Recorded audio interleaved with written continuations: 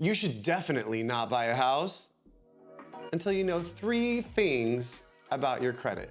Let me break it all down for you.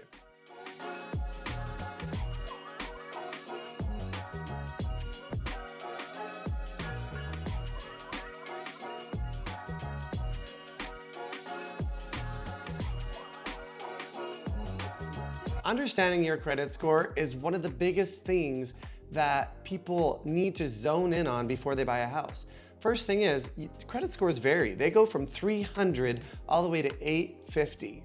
Now, to be considered fair or good credit, we're looking for anything over 680-ish, 700 is kind of like gonna get you a little bit better rates. But for the most part, did you know you can qualify for a loan with only a 580 credit score? So even if you've had bumps along the road or things that maybe happened in your 20s that we don't want to talk about, there are ways to get into your home that we can help you with without having to be a perfect borrower. And guess what?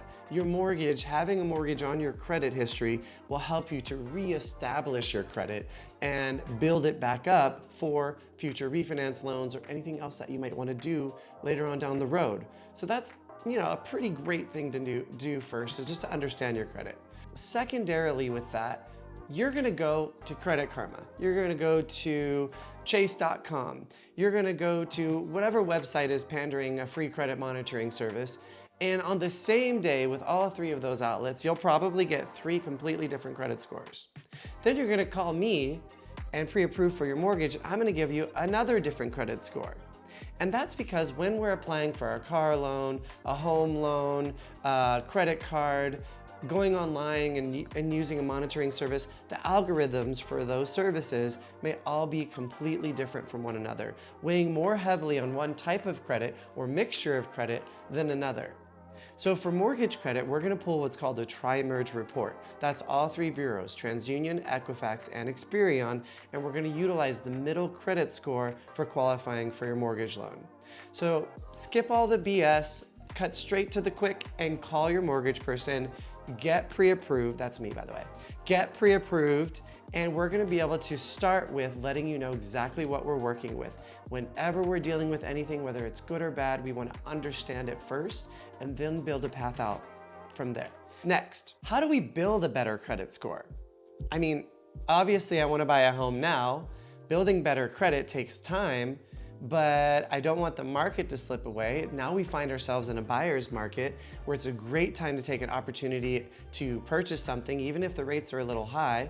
We can use our little trusty 3-2-1 buy down to mitigate that. And I don't have the credit yet. What do I do? Okay, well, there's a couple different tricks up our sleeve. First and foremost, you can do little things like adding trade lines to your credit history. So first and foremost, you have the ability to say, maybe I'm married to somebody, I've got a spouse, they've had a credit card open for a really long time. If I sign up as a co-signer to that account, not an authorized user, but a co-signer to that credit card account, then what happens is once I'm approved by that creditor, all of that pre-established credit history from my spouse will show up on my credit report as though I've been paying that card for many years and will boost my scores for me. Now, another thing is we can do what's called a rapid rescore. Rapid rescore is where we can have your credit score up within 3 business days of you having paid down those balances and shown us proof, and it's just like that. Now, typically it's gonna take 30 to 45 days to actually report on your credit report, but with the rapid rescore, we've got tricks up our sleeve to help you get there faster. Now, things not to do. A lot of times I'll have clients come to me and say, oh my God, Ubaldo, I thought that I would clean up my credit report, and so I've had all these cards for 30 years, I paid them all off and then closed everything. Well, guess what you just did? You wiped out your qualifying credit history in that algorithm. So now my credit score has dropped, even though I thought I did a great thing, but what I did is I closed down all my open and active trade lines and hurt my credit. So do not close your cards. Have that consultation with your mortgage expert first.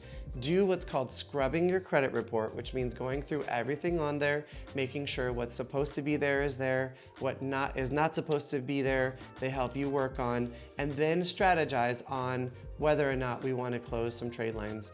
Usually we don't want to touch anything any time that we're going to be applying for a home loan. Another thing is, don't go buy that new car, don't go open that credit card right before you're gonna apply for your mortgage loan. Reason for that is any new trade line without an established history will initially drag your credit score down. So let's say I just got a new car loan and I go to apply for my mortgage in the next month. Now all of a sudden my credit score has dropped. Anytime you have a new trade line without an established history, it's gonna tank your score for a couple months, and then as you make payments on that trade line, it will eventually rebound. People don't understand that. What happens is they think, oh, I've had my credit pulled way too many times and that's why my score dropped. No, typically the culprit is a newly established trade line or overutilization of their proportion of balance to credit limits on revolving debt. So we fix those things and we're in like Flynn. We want to go ahead and work on understanding smart options when it comes to financing. A lot of times people think, oh, I can't qualify for a home. I have a 600 credit score. The type of loan that we used or the product that we use can help us get across the finish line. And sometimes that's actually a great thing for your credit as long as you're making that mortgage payment on time. Did you know that an FHA loan will go down to a 560 credit score on a manual underwrite, and on a regular underwrite, 580?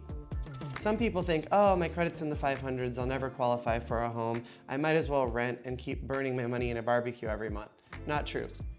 So what you can do is when you have a low credit score, we can look at those programs, whether it's FHA, VA, or even conventional loans go down to some pretty low scores, and you can get there. So don't shoot yourself in the foot by just not taking the step forward because somebody else said, oh, yeah, you'll never get a loan. Talk to the experts, let them educate you, and let them guide you on that process. And even if you're just a little bit lower than qualifying, there are things that we can do to help you get to where you need to be. Once that trade line hits a report, that new mortgage, and you've paid it on time for a few months, that's actually gonna help boost your credit score. And guess what? After a year or so, we're gonna go ahead and look at a refinance loan to get you into an even better interest rate. So not only do you have an appreciating asset on your hands, but then you have a credit score that continues to increase because you have been a responsible adult and established that new trade line and paid it on time. If you're curious to know more about your mortgage credit and not just follow these monitoring services and really want to know what you're getting into, feel free to click the link below. We can do a free consult for you, run a rapid rescore simulation model if your credit's not there yet. And if it is there, we can help you get into the home of your dreams. So if you like this content, just go ahead and click the link, like it, love it, want more of it, subscribe, and we're happy to be here for you anytime you need us. Thanks so much for watching. I very much look forward to sharing more mortgage wisdom with you soon.